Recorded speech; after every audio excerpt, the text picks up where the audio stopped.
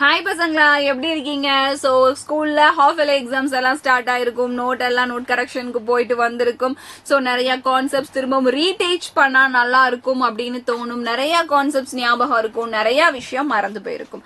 So அப்படி இருக்கும்போது நான் இங்க பிசிக்ஸ்ல ஃபர்ஸ்ட் 2 லெசன்ஸை உங்களுக்காக பிக் பண்ணிட்டு வந்து அந்த 2 லெசன்ஸ்ல இருக்கக்கூடிய டாப் 10 கொஸ்டின்ஸை உங்களுக்கு இன்னைக்கு நான் எக்ஸ்பிளைன் பண்ண போறேன். ஸோ ரெடியா இருங்க, மறந்துடாதீங்க. இந்த QR கோடை ஸ்கேன் பண்ணீங்கன்னா நம்ம வாட்ஸ்அப் கம்யூனிட்டியில ஜாயின் பண்ணிக்கலாம். அண்ட் என்ன நோட்ஸ் கிடைக்கும் உங்களுக்கு? நம்மளுடைய ஹேண்ட் ரிட்டன் நோட்ஸ் கிடைச்சிடும். சரிங்களா? சோ இப்ப லெசன்ஸ்குள்ள மூவ் அப் ஆக ஆரம்பிச்சிடலாம். மேம் 2 லெசன்ஸ் சொன்னீங்க. எந்த 2 lessons? First 2 lessons measurement, force and பிரஷரோட தான் நான் இன்னைக்கு வந்திருக்கேன். ஓகே, டாப் 10 கொஸ்டின்ஸ் பாத்திரலாம். சோ ஃபர்ஸ்ட் என்கிட்ட ஆரம்பிக்கிற கொஸ்டின் என்ன கொஸ்டின் கேட்டிருக்காங்கன்னு பாருங்க. State Pascal's law and mention its applications. So what is the Pascal's law? So Pascal's law அப்படிங்கிறது ஒரு லிக்விட்ல நீங்க பிரஷர் கொடுத்தீங்கன்னா அந்த பிரஷர் லிக்விடோட எல்லா டைரக்ஷன்ஸ்லயும் ஒரே மாதிரி தான் டிரான்ஸ்பர் ஆகும் அப்படிங்கிறது தான் பாஸ்கல்ஸ் லா, வேற எதுவும் கிடையாது. சோ லிக்விட் எல்லா டைரக்ஷன்ஸ்லயும் ஒரே மாதிரி டிரான்ஸ்பர் ஆகும். எந்த இடத்துலயுமே வந்துட்டு கம்மியாவும் எந்த இடத்துக்கும் அதிகமாவும் மாறி மாறி போகாது.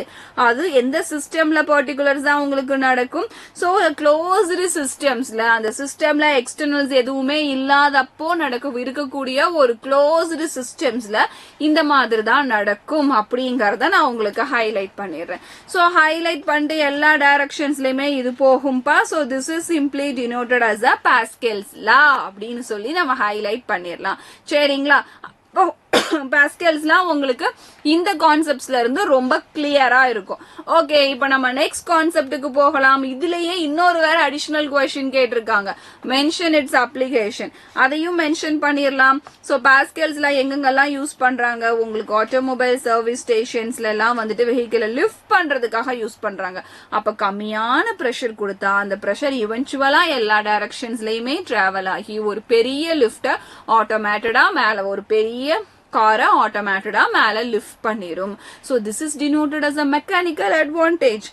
அதுக்கப்புறம் பாத்தீங்க அப்படின்னா ஹைட்ராலிக் பிரஷர்ஸ் எல்லாத்துலயுமே, ஹைட்ராலிக் பிரஸ் அப்படின்னா ஒரு ஹைட்ராலிக் பிரேக் யூஸ் பண்றது, ஒரு வாட்டரை கனெக்ட் பண்ற ஒரு பிரேக் இருக்கிற நிறைய இடத்துல வந்து இந்த பாஸ்கல்ஸ்ல தான் அப்ளிகேஷனா ஒர்க் ஆகுது அப்படிங்கறத நான் ஹைலைட் பண்ணி சொல்லிடுறேன். சரியா பசங்களா? சோ நெக்ஸ்ட் கொஸ்டின் ஒன்னு கேட்டிருக்காங்க பாருங்க, ஃபோர்ஸ் அண்ட் பிரஷர்ல. அதுவும் நமக்கு ஒரு தேர்ட் கொஸ்டினாவே இந்த இடத்துல அது வந்திருக்கு.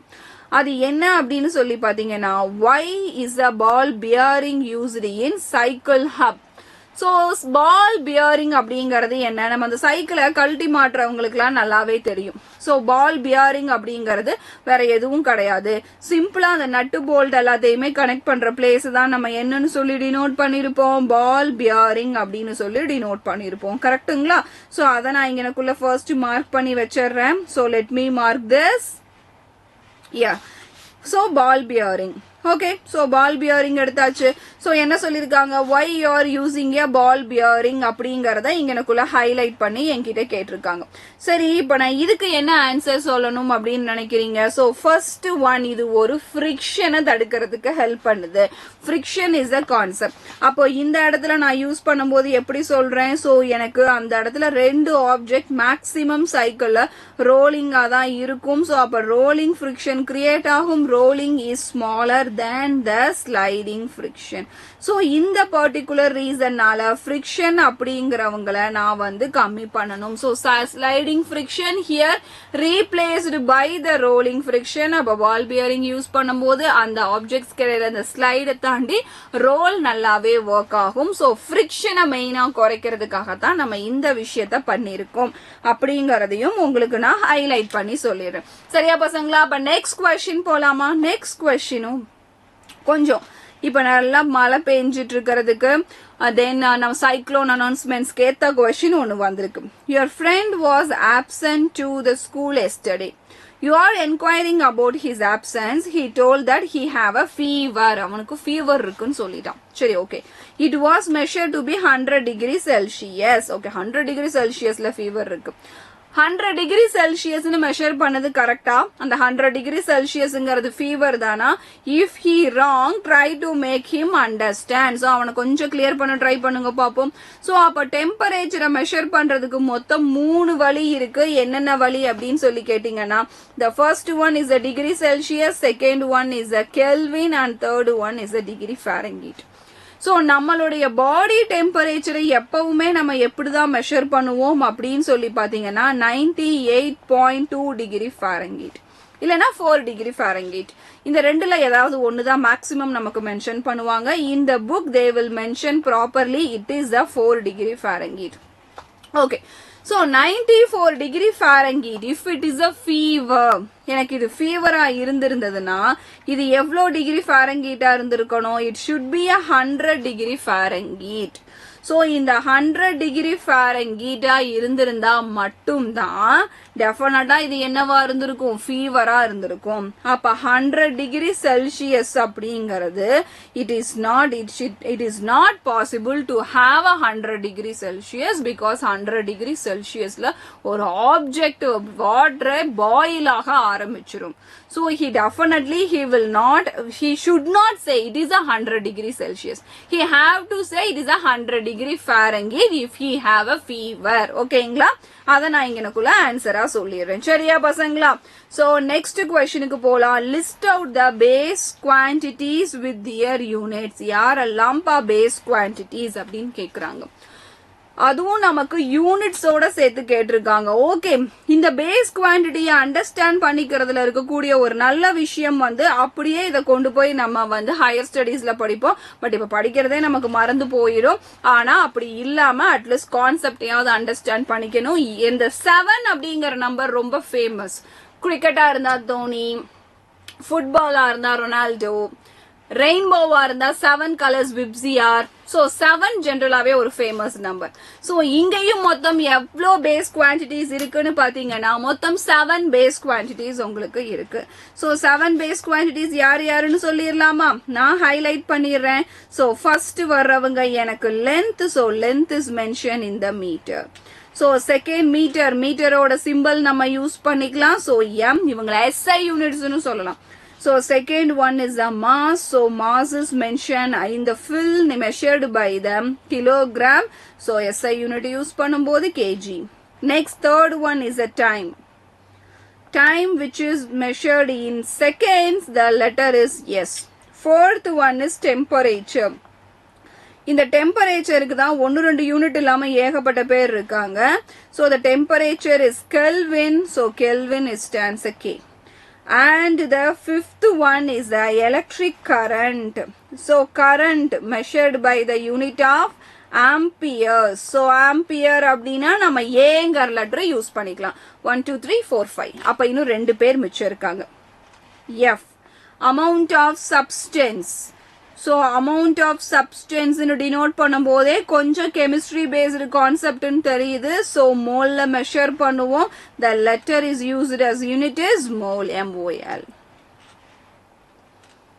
Next, last but not least, luminous intensity.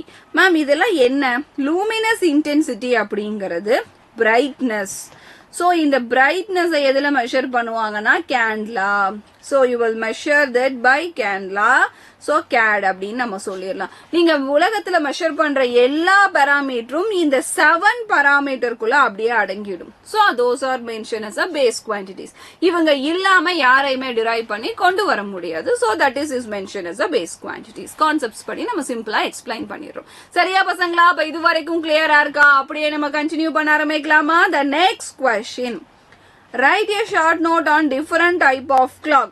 Analog clock, digital clock. So digital clock இப்ப எல்லார் கையில இருக்கிறது தான் இல்லையா? So digital timing. So that is a digital clock. So analog clock and digital clocks பத்தி நமக்கு explanations இங்க கேட்டிருக்காங்க. There are the 2 types of clocks நான் சொல்லியிருக்கேன். That is the first one is analog, second one is the digital. Analog clocks எடுத்துட்டீங்கன்னா it looks classic. That is very important. அது மட்டும் இல்லாம analog clocks எல்லாமே நம்ம பார்த்து values பார்க்கிறது. Okay, மணி இப்போ 11:10. Okay, இப்போ time is 7:10. Okay, the time is right now 6 PM. இப்படி நம்ம டைம் பார்க்கிறது. now time is 8 PM. சின்ன முள்ள எங்க இருக்கு, பெரிய முள்ள எங்க இருக்கு அப்படிங்கிற மாதிரி பார்க்கிறது. ஸோ இது நிறைய கிளாக்ஸா இருக்கு. ஃபர்ஸ்ட் வந்து hours hand. So hours hand அப்படின்னா நீங்க எப்படி ஞாபகம் வச்சுக்கலாம், ஹவர் டைமிங் காமிக்கும். Next minute hand. So hour hand பாத்தீங்கன்னா ஷார்ட் அண்ட் திக்கா இருக்கும். மினிட் ஹேண்ட் பாத்தீங்கன்னா லாங் அண்ட் தின்னா இருக்கும். ஸோ மினிட்ஸ் காமிக்கும். ஸோ நெக்ஸ்ட் ஒன் வந்துட்டு யாரா இருப்பாங்க, குறைச்சிட்டே வராங்க பாருங்க, ஹவர், மினிட். அடுத்து யாரா இருக்கும், second hand. So second hands ரொம்ப very very very very thin, long and very very தின்னா இருக்கும். ஏன்னா 1 மினிட்டுக்குள்ள 60 செகண்ட்ஸ் இருக்குங்கிறத காமிச்சு. ஸோ 60 செகண்ட் சேர்ந்தது 1 மினிட், 60 மினிட்ஸ் சேர்ந்தது வந்துட்டு அப்படியே நம்ம 1 ஹவர்னு கனெக்ட் பண்ணிட்டு போறோம் இல்லையா. ஸோ 1 ரொட்டேஷன், அப்போ ஒரு ரொட்டேஷன் அடிச்சு வரணும். ஒரு ரொட்டேஷன் அடிச்சு வந்தா 1 மினிட். அப்ப 60 ரொட்டேஷன் அடிச்சுன்னா அது 1 ஹவர் மேக்ஸிமம். இதுதான் நம்ம யூஸ் பண்ணிட்டு இருக்கோம். இதுதான் அனலாக் கிளாக். இதுக்கு உங்களுக்கு மெக்கானிக்கலாவும் இதை ஒர்க் பண்ண வைக்க முடியும், எலக்ட்ரானிக்கலாவும் ஒர்க் பண்ண வைக்க முடியும். எப்படி வேணும்னாலும் இதை ஒர்க் பண்ண வச்சுக்கலாம். சரிங்களா? ஓகே. நெக்ஸ்ட் யாரு, டிஜிட்டல். கரெக்டா டைம் பார்த்ததும் 11.31 மினிட்ஸ் 22 செகண்ட்ஸ் இப்படி எக்ஸாக்டா சொல்றது. So digital clock displays time directly சொன்னா அண்ட் நியூமரிக்கல்ஸும் சிம்பிள்ஸாவும் சொல்லும். அண்ட் 12 ஹவர்ஸ்லயும் சொல்லும், 24 ஹவர்ஸ் டிஸ்பிளே. 24 ஹவர்ஸ் டிஸ்பிளேல மேக்ஸிமம் நம்ம ஏர்போர்ட்ல மெயினா சொல்லணும்னா ட்ரெயின் ஸ்டேஷன்ஸ்லயும் ரேடியோ ஸ்டேஷன்ஸ்லயும் தான் யூஸ் பண்ணிட்டு இருக்காங்க. தென் ரீசன்ட் கிளாக்ஸ்ல பாத்தீங்கன்னா அது டேட்டு, மந்த், இயர், டெம்பரேச்சர் நிறைய சொல்லுது. ஈவன் ஹார்ட் பீட் வரைக்குமே மெஷர் பண்ணி சொல்லிட்டு இருக்கு. ஈவன் தான் அது உண்மை போய் எல்லாம் ரெண்டாவது தான். பட் ஆனா அது வரைக்கும் மெஷர் பண்ணுது. தென் நம்ம கேலரிஸ் எவ்வளவு பர்ன் பண்ணிருக்கோம்னு மெஷர் பண்ணுது. தென் நம்ம வாட்டர் குடிக்கிறதுக்கு அலாரம் செட் பண்ண முடியும். அவ்வளோ விஷயத்த இந்த ரீசெண்டா இருக்கக்கூடிய இந்த டிஜிட்டல் கிளாக்ஸ் எல்லாமே பண்ணுது. ஸோ இதை நம்ம சிம்பிளி எலக்ட்ரானிக் கிளாக் அப்படின்னு சொல்லிடலாம். ரெண்டுக்கும் டிஃபரெண்ட் மெக்கானிசம் இருக்குங்கிறதையும் நான் இங்க ஹைலைட் பண்ணிடுறேன். என்ன மேம் டிஃபரெண்ட் மெக்கானிசம் இருக்கு அப்படின்னு சொல்லி கேட்டீங்கன்னா, both have a different mechanism. The first one is a quartz crystals. இதுக்கு எல்லாத்துக்குமே நம்ம யூஸ் பண்றது என்னன்னு பாத்தீங்கன்னா, that is a quartz crystal. So இந்த quartz crystal is more accurate to calculate the time. ரொம்ப அக்யூரேட்டா நமக்கு டைம் வந்து ஈஸியா மெஷர் பண்ணி சொல்லிடும். ஸோ இந்த quartz crystal a kind of atomic clock. So number of டிரான்சிஷன்ஸை வச்சு ரொம்ப அழகா நமக்கு எல்லாத்தையுமே மெஷர் பண்ணி சொல்லிடும் அப்படிங்கறதையும் ஒரு ஹைலைட் பாயிண்டா இந்த இடத்துல நான் கொடுக்குறேன். ஸோ அப்போ இங்கனக்குள்ள அடுத்த கொஸ்டினே எனக்கு அப்படியே வந்துருச்சு. Write a short note on different types of கிளாக்ஸ்ல அந்த கொஸ்டின்ல நான் அப்படியே அதோட ஒர்க்கிங் மெக்கானிசம்க்கு டிராவல் பண்றேன். குவார்ட்ஸ் கிறிஸ்டல் பத்தி ஹிண்ட் கொடுத்தனா, ஏன்னா அது அடுத்த கான்செப்ட்ஸ்ல அப்படியே நான் எடுத்துட்டு வரேன். Working mechanism. ஸோ ரெண்டு செட்டப் இருக்கு நமக்கு. That is a quartz clock, இன்னொன்னு அட்டாமிக் கிளாக். ஓகே, அப்போ நான் குவார்ட்ஸ் கிளாக் அட்டாமிக் கிளாக் இங்கனக்குள்ள பார்க்க போறேன். Quartz clock atomic clock. So அப்போ குவார்ட்ஸ் கிளாக் அப்படின்னு சொல்லி பாத்தீங்கன்னா, it is activated by the electronic oscillations. Okay, அததான் குவார்ட்ஸ் கிறிஸ்டல் கண்ட்ரோல் பண்ணுது. அதுல ஃப்ரீக்வன்சி ரொம்ப ரொம்ப ப்ரிசைஸா இருக்கும். மெக்கானிக்கல் கிளாக்கை விட ரொம்ப அக்யூரேட்டா ஒர்க் ஆகும். தென் இதோட அக்யூரசி பாத்தீங்கன்னா 10⁻⁹ செகண்ட்ஸ் அது அளவுக்கு இதோட அக்யூரசி மெயின்டைன் ஆகும். அவ்வளோ நல்ல அக்யூரசி. 10⁻⁹ நம்ம போட்டுக்க வேண்டியதான். 1 10 100 1000 10,000 lakh 10 lakh crore 10 crore செகண்ட்ஸ்க்கு இதோட அக்யூரசி ரொம்ப பர்ஃபெக்டா ஒர்க் ஆகும். அதை தான் இந்த இடத்துல டினோட் பண்ணிருக்காங்க quartz clock. Next one is the atomic clock. So atomic clock is used by the periodic vibration. நம்மளுடைய வீட்ல எல்லாம் வந்துட்டு இந்த பேய் படத்துல எல்லாம் காட்டுவாங்கல்ல, ஒரு பெண்டுலம் கிளாக் டிங் டிங்னு போயிட்டு வந்துட்டே இருக்கும். அந்த மாதிரி பீரியாடிக் வைப்ரேஷன்ஸை யூஸ் பண்ணி இதோட அக்யூரசியும் பாத்தீங்கன்னா 10⁻13 செகண்ட்ஸ் அளவுக்கு. 1 செகண்ட் இன் 10⁻13 செகண்ட்ஸ். அப்ப 10 crore இவன் கிராஸ் பண்ணி போயிட்டான். சரிங்களா? அதுக்கடுத்து இந்த அட்டாமிக் கிளாக்ஸ் எங்க யூஸ் பண்றாங்கன்னா, ஜிபிஎஸ்ல யூஸ் பண்றாங்க, தென் குளோனஸ்ல யூஸ் பண்றாங்க, இன்டர்நேஷனல் டைம் டிஸ்ட்ரிபியூஷன் சர்வீசஸ்ல எல்லாம் இந்த அட்டாமிக் கிளாக்கை யூஸ் பண்றாங்க. அதையும் வந்துட்டு ஜஸ்ட் லைக் தட், நீ போ வேணாம் சீனி வேண்டாம் அப்படிலாம் விடல, அங்கனக்குள்ளேயும் நமக்கு அட்டாமிக் கிளாக்ஸ் யூஸ் பண்ணிட்டு இருக்காங்க. சரிங்களா பசங்களா? அப்ப இது வரைக்கும் கிளியரா இருக்கா? நெக்ஸ்ட் கான்செப்டுக்கு போலாமா? Next, name the 3 scales of temperature. இந்த கொஸ்டின் எல்லாமா என்னை கேட்பீங்க அப்படின்னு நம்ம நினைக்க கூடாது. ஓகேவா? சோ அப்போ name the 3 scales of temperature அப்படிங்கிற கொஸ்டினுக்கு நான் மூவ் அப் பண்றேன். சோ ஃபர்ஸ்ட் ஒன் என்ன அப்படின்னு சொல்லி பாத்தீங்கன்னா, தட் இஸ் த செல்சியஸ். கடகடன்னு சொல்லிடலாம், Celsius. Second one Fahrenheit. Second one is the Fahrenheit. And third one is nothing but that is the Kelvin. இதுல mostly உங்களுக்கு எல்லாத்துக்கும் இடையில ரிலேஷன்ஸ் இருக்கும். அந்த ரிலேஷன்ஸ் நான் உங்களுக்கு இப்ப சொல்றேன். So Celsius is equal to Kelvin minus 273 is equal to Celsius divided by 5. Kelvin minus 273 divided by 5 is equal to F minus 32 divided by 5. இதுதான் இவங்களுக்கு இடையில இருக்கக்கூடிய கான்செப்ட். சரிங்களா? So Celsius, then Kelvin, then F minus. So இதோட order நம்ம இங்கனக்குள்ள இருந்து தெரிஞ்சுக்கலாம். So இந்த ஆர்டரை நான் தெரிஞ்சுக்கணும்னா ஃபர்ஸ்ட் அதுக்கு முன்னாடி நான் என்ன பண்ணிருக்கணும், இவங்களுக்கு இடையில இருக்கக்கூடிய ரிலேஷன்ஸ் எனக்கு ரொம்ப கிளியரா தெரியணும். இப்ப இந்த ஆர்டரை நான் எதுக்கு மேம் எழுதணும் அப்படின்னு சொல்லி பாத்தீங்கன்னா ஒரு யூனிட் கன்வர்ஷனுக்கு நம்ம எழுதுறோம். என்ன கன்வர்ஷனுக்கு எழுதுறோம், நம்ம வந்து ஒரு unit conversion. So from one unit to another unit அப்படிங்கிற ஒரு கன்வர்ஷன்ஸ்க்காக நம்ம இதை யூஸ் பண்றோம். ஸோ அப்போ நான் இங்கனக்குள்ள உங்களுக்கு ஹைலைட் பண்ணிடுறேன். So we are going to convert it from the one unit to another unit. So one unit நான் அலைன் பண்ணிடுறேன். One unit to another. So one unit to another unit க்கு நான் convert பண்றேன். Okay, அப்ப நீங்க one unit to another unit convert பண்றீங்கன்னா questions எப்படி கொடுப்பாங்க, செல்சியஸ்ல கொடுத்துட்டு நமக்கு கெல்வினுக்கு கேட்கலாம். அதுக்கு அடுத்து வேற எப்படி கேட்கறதுக்கு சான்சஸ் இருக்கு. சோ கெல்வின்ல கொடுத்துட்டு செல்சியஸ்க்கு கேட்கலாம். அப்போ அதுக்கான பேசிக் ஷார்ட்கட் டேர்ம் நான் இங்கனக்குள்ள உங்களுக்கு டினோட் பண்ணிடுறேன். சோ ஃபர்ஸ்ட் நோட் பாயிண்ட் நான் செப்பரேட்டாவே டினோட் பண்றேன். சோ அப்பதான் நம்மளால ஈஸியா இதை வந்து எடுத்துட்டு போக முடியும். அப்ப இங்கனக்குள்ள பாத்தீங்கன்னா that Celsius is equal to kelvin minus 273. So இதுதான் என்னுடைய ஃபர்ஸ்ட் ஃபார்முலா. அது அலைன்மெண்ட்ல எழுதுனா அது உங்களுக்கு மாறிடும் தான் நான் இப்படி எழுதுறேன். சோ அப்ப கெல்வின்ல கொடுத்துட்டாங்கன்னா நீங்க ஈஸியா இந்த இடத்துல செல்சியஸ்க்கு கன்வெர்ட் பண்ணிக்கலாம். அதுக்கு அடுத்து பாருங்க, எனக்கு செல்சியஸ்ல இருந்து ஃபாரன்ஹீட்டுக்கு கன்வெர்ட் பண்ணணும்னா C/5 is equal to F minus 32/9 நம்ம யூஸ் பண்ணி செல்சியஸ் டு ஃபாரன்ஹீட் கன்வெர்ட் பண்ணிக்கலாம். So kelvin to Fahrenheit convert பண்றது அடுத்து உங்களுக்கு நல்லாவே தெரியும். இது ரெண்டையும் நம்ம ஈக்குவேட் பண்ணி கொண்டு வந்துட வேண்டியதுதான். சோ இப்படிதான் நம்மளுடைய கன்வர்ஷன் யூஸ் பண்ணிட்டு இருக்கு. நேம்ஸ் மட்டும் கிடையாது, கன்வர்ஷனும் சேர்த்து சொல்லியிருக்கேன். சரியா பசங்களா? Next question, define 1 ampere that is a current. 1 ampere அப்படிங்கிறது என்னன்னு பாத்தீங்கன்னா இங்கனக்குள்ள நான் ஹைலைட் பண்ணிடுறேன். let us take this one strong conductor.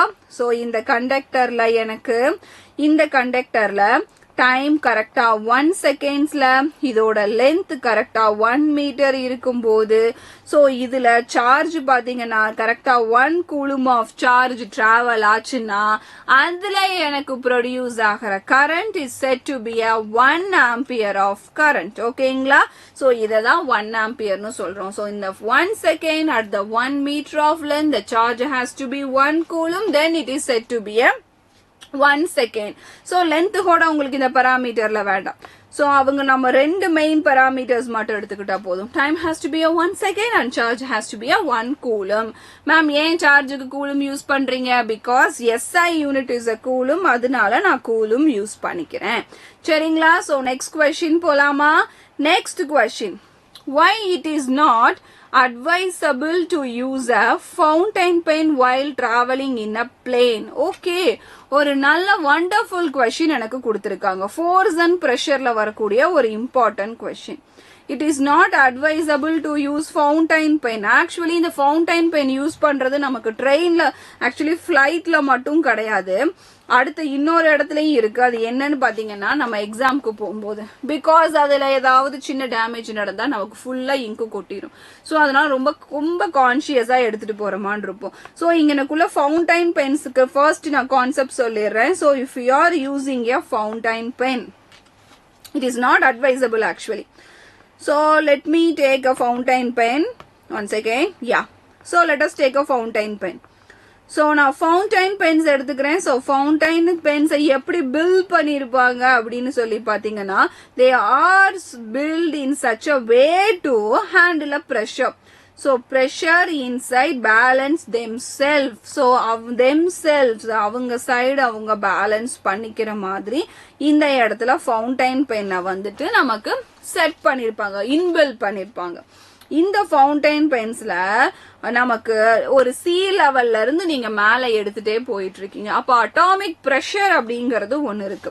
அப்போ உங்களுடைய அட்டாமிக் பிரஷர் இன்க்ரீஸ் ஆகும்போது என்ன ஆகும் அப்படின்னு சொல்லி பாத்தீங்கன்னா அந்த பென்னோட மேக்சிமம் பிரஷரும் வந்து இன்க்ரீஸ் ஆகி அந்த பென்ல இருக்கக்கூடிய பிரஷரும் அதிக அளவு இன்க்ரீஸ் ஆகி அந்த பென் ஸ்டார்டட் டு லீக் அடிக்க ஆரம்பிச்சிடும். வேற என்ன பண்ண போகுது, கொஞ்சம் கொஞ்சமா லீக் ஆகும், இங்க் லீக் ஆகும், மத்தபடி பெருசா ஒண்ணும் இல்லை, இங்க் லீக் ஆக ஆரம்பிச்சிடும், அவ்வளவுதான். So this is the reason, atomic pressure. So when the pressure increases, the air pressure increases and the pennoda pressureum சேர்த்து அவனுக்கு அஃபெக்ட் ஆகி லீக் ஆக ஆரம்பிச்சிடுது. சிம்பிளா அந்த ஆன்சரை நம்ம சொல்லிடுறோம். சரிங்களா? friction is not a evil. Who said friction is a evil? First அந்த क्वेश्चனுக்கு எனக்கு ஆன்சர் தெரியணும். அப்போ friction is not a evil அதை எக்ஸ்பிளைன் பண்ண சொல்லி நம்ம கிட்ட கேக்குறாங்க. So this is my detailed question. So detail explanation ஓட இந்த இடத்துல highlight பண்ணிரலாம். So let me choose a color. Okay. So friction is not evil. Explain அப்படிங்கிறது தான் நமக்கு இங்க கேட்டிருக்கிற question. சரி, ஓகே. So first நாம என்ன சொல்றோம், why friction necessary? So ஒரு வெஹிக்கிளை நீங்க ஸ்டாப் பண்ணணும்னா உங்களுக்கு friction தேவை, நீங்க நடக்கணும்னா உங்களுக்கு friction தேவை, நீங்க ஸ்டேபிளா ஒரு விஷயம் பண்ணணும்னா friction தேவை. அப்போ இது கண்டிப்பா ஈவில் கிடையாது. friction is always opposes your work அப்படிங்கிறது கரெக்ட் தான். பட் நீ நடக்கும் போது கரெக்டா பேலன்ஸ் பண்ணி பழகிற இல்லையா, அந்த மாதிரி ஃப்ரிக்ஷனை பேலன்ஸ் பண்ணி பழகிட்டாவே இது ஈவில் கிடையாது. சரி, ஓகே மேம், எனக்கு பாயிண்ட் வைஸ் சொல்லுங்க மேம் அப்படின்னா, ஒரு ஆப்ஜெக்ட நீ ஹோல்டு பண்ணணும் அப்படின்னா உனக்கு ஃப்ரிக்ஷன் தேவை. You are holding some object because of the friction. Next, we are walking because of the friction. Then pen, paper. ஒரு பென் எடுத்து நீங்க pen writing is also because of the friction. Then சைக்கிள்ஸ்ல இப்ப use பண்ண பால் பியாரிங் உங்களுக்கு ஃப்ரிக்ஷன்ஸை connect பண்ணுது. அதுவும் sliding ஃப்ரிக்ஷன்ஸ்ல இருந்து ரோலிங் ஃப்ரிக்ஷன்ஸை கனெக்ட் பண்ணுது. ஸோ நம்ம வால்ல ஏதாவது ஒரு ஸ்டிக் நோட்ஸ் ஓட்டுறோம்னா அதுவும் எனக்கு ஃப்ரிக்ஷன் தான். வால்ல ஏதாவது நம்ம ஸ்டிக் பண்ணி வைக்கிறோம்னா அதுவும் எனக்கு ஃப்ரிக்ஷன் தான். இல்ல நம்மளுடைய சீலிங் ஃபேன்ல ஏதாவது ஒன்னு ஸ்டிக் பண்றோம்னா அதுவும் எனக்கு ஃப்ரிக்ஷன் தான். ஸோ ஒரு பீப்புள் நம்ம வாழ்றதுக்கு friction is highly necessary.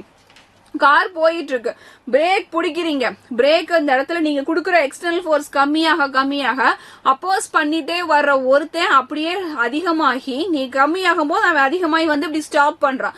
That is also your friction. So frictions எல்லா இடத்துலயுமே இருக்கு. ஃப்ரிக்ஷனோட டிஸ்அட்வான்டேஜஸ்னால இது ஒரு ஈவில் மாதிரி உங்களுக்கு தெரியலாம். ஸோ அதோட டிஸ்அட்வான்டேஜஸ் என்ன, கண்டினியூஸா ஒரு ஆப்ஜெக்ட் ரப் ஆயிட்டே இருந்தா என்ன ஆக ஆரம்பிக்கும், தேய்மானம் அடைய ஆரம்பிக்கும். அதுக்கு அது டிஸ்அட்வான்டேஜ் தான் ஃப்ரிக்ஷனுக்கு. ஸோ அப்ப எனக்குள்ள ஃப்ரிக்ஷன் பாத்தீங்க அப்படின்னா தட் இஸ் அ ரப்பிங் ப்ராசஸ்ல ஃப்ரிக்ஷன் ஒரு ஈவில் மாதிரி பிஹேவ் பண்ணலாம். ஸ்க்ரூஸ் கிடையில, கியர்ஸ் கிடையில, கண்டினியூஸா வெஹிக்கிள் போயிட்டு இருக்கும் போது ஃப்ரிக்ஷன் அவுட்டர் சர்ஃபேஸை அப்படியே பிடிச்சி எடுத்துட்டு போயிடலாம். அதுக்கடுத்து பாத்தீங்கன்னா இதை நம்ம ஓவர் கம் பண்றதுக்கு கண்டிப்பா ஒரு லூப்ரிகண்ட் நம்ம யூஸ் பண்ணி தான் ஆகணும். நம்ம ஆயில் போடுறோம் இல்லையா வண்டிக்கெல்லாம், சோ அந்த மாதிரி நம்ம லூப்ரிகண்ட்டை யூஸ் பண்ணி தான் ஆகணும். அது ஃப்ரிக்ஷன் அதிகமாக அதிக அளவு ஹீட் எனர்ஜிஸ் வெளியில வர்றதெல்லாம் நார்மல். சரியா பசங்களா? So this is the way of application of friction and friction is not a evil and actually it is a necessary evil. அந்த கான்செப்டே பாருங்களேன், it is a necessary evil அப்படின்னு சொல்லி ஹைலைட் பண்றோம். It is not a evil, it is a necessary evil அப்படின்னு சொல்லி highlight பண்றோம். So உங்களுக்கான கான்செப்ட்ஸ் எல்லாம் கிளியரா புரிஞ்சிருக்கும் நான் நினைக்கிறேன். அண்ட் உங்களுக்கு இன்னும் என்ன டாபிக் வேணுங்கிறத மறக்காம கமெண்ட் பாக்ஸ்ல என்ன பண்ணிடணும், எனக்கு கமெண்ட் பண்ணிடணும். சரிங்களா? அப்படியே கண்டினியூ பண்ணலாமா? எப்படி ஃப்ரிக்ஷனை மினிமைஸ் பண்றது மேம், இது நெசசரி ஈவில் தான், பட் எப்படி நான் ஃப்ரிக்ஷனை மினிமைஸ் பண்றது அப்படின்னு என்கிட்ட ஒரு கொஸ்டின் கேட்டீங்கன்னா நான் அதுக்கு ஆன்சர் நான் அங்கேயே ஆக்சுவலா சொல்லிட்டு வந்துட்டேன். பட் இருந்தாலும் நான் அப்படியே கண்டினியூ பண்றேன். So friction நம்ம first explain how friction can be minimized. Frictionல two types of friction இருக்காங்க. ஒருத்தர் யாரு அப்படின்னு பாத்தீங்கன்னா static friction and another one is a kinetic friction. So static friction ஒரு ஆப்ஜெக்ட் ரெஸ்ட்ல இருக்கும்போது அது மேல கிரியேட் ஆகும். So kinetic friction ஒரு ஆப்ஜெக்ட் மூவிங்ல இருக்கும்போது அது மேல கிரியேட் ஆகும். இது மட்டும் இல்லாம உங்களுக்கு இன்னும் நிறைய கைண்ட் ஆஃப் ஃப்ரிக்ஷன்ஸ் எல்லாம் இருக்காங்க. பட் இங்க எனக்குள்ள क्वेश्चन என்னன்னா, இதை எப்படி மினிமைஸ் பண்றது? அதுக்கு தான் ஆன்சர் நான் சொன்னேன். நீங்க கமெண்ட் பாக்ஸ்ல கமெண்ட் பண்ணி இருந்திருக்கலாம். the first one is a lubricant. இது ஒரு ஆயிலா இருக்கலாம், இல்ல ஒரு லேயரா இருக்கலாம், இல்ல எனக்கு கிரீஸா இருக்கலாம். நம்ம வீட்ல எல்லாம் கோகனட் ஆயில் தான் இல்லையா? சோ கேஸ்டர் ஆயிலா இருக்கலாம், கோகனட் ஆயிலா இருக்கலாம். So you have to use a lubricant to reduce the friction. That is very important. You have to use the lubricant to reduce the friction. ஏன்னா அந்த இடத்துல ஃபிரிக்ஷனா ரெண்டு ஆப்ஜெக்ட்ஸ் கிடையாது ரப் ஆகும்போது அதிக அளவு ஹீட் எனர்ஜினால எனர்ஜி வேஸ்ட் நடக்குது. So you have to use. Second one நமக்கு அதே again தெரிஞ்சது, we are use the ball bearing. So ball bearing, it helps to reduces the sliding friction and increases the rolling friction. அப்பவுமே பாருங்களேன். So அப்ப rolling ஃபிரிக்ஷனை எனக்கு வந்து கம்மி அதிகமாக்கிட்டு ஸ்லைடிங்கை கம்மி பண்ணும்போது இன்னும் கொஞ்சம் பால் பியரிங்ஸ் நல்லா ஒர்க் பண்ணி ஆப்ஜெக்டை ரோல் பண்றதுக்கு சைக்கிள்ஸ்ல எல்லாம் வந்து ஹெல்ப் பண்ணுது. சோ ரெண்டே தான், ஒன்னு லூபிகேஷன் இருக்கணும், இன்னொன்னு பால் பியரிங் இருக்கணும். இதை தவிர நம்மளால எதுவுமே பண்ண முடியாதுங்கிறத கிளியரா நீங்க ஞாபகம் வச்சுக்கணும். சரியா பசங்களா? அப்ப இது வரைக்கும் பேசிக் கான்செப்ட்ஸ் எல்லாம் ரொம்ப கிளியரா புரிஞ்சிருக்கும். சோ ஃபர்ஸ்ட் 2 லெசன்ஸ்ல இருந்து the top 10 book back questions எடுத்துட்டு வந்திருக்கேன். சோ என்ன டவுட்னாலும் மறக்காம கமெண்ட் பாக்ஸ்ல கமெண்ட் பண்ணுங்க. அண்ட் இந்த நோட்ஸ் வேணும்னா இந்த QR கோட ஸ்கேன் பண்ணி நம்ம வாட்ஸ்அப் கம்யூனிட்டி சேனல்ல ஜாயின் பண்ணிக்கோங்க. You will get the notes. And thank you so much for the wonderful session பசங்களா. ஸோ கீப் கமெண்டிங், உங்க ஃப்ரெண்ட்ஸுக்கும் ஷேர் பண்ணுங்க. அண்ட் நெக்ஸ்ட் கிளாஸ்ல இன்னும் நான் ஒரு டாப் 10 கொஸ்டின்ஸோட உங்களை மீட் பண்றேன். தேங்க்யூ ஆல், பாய்.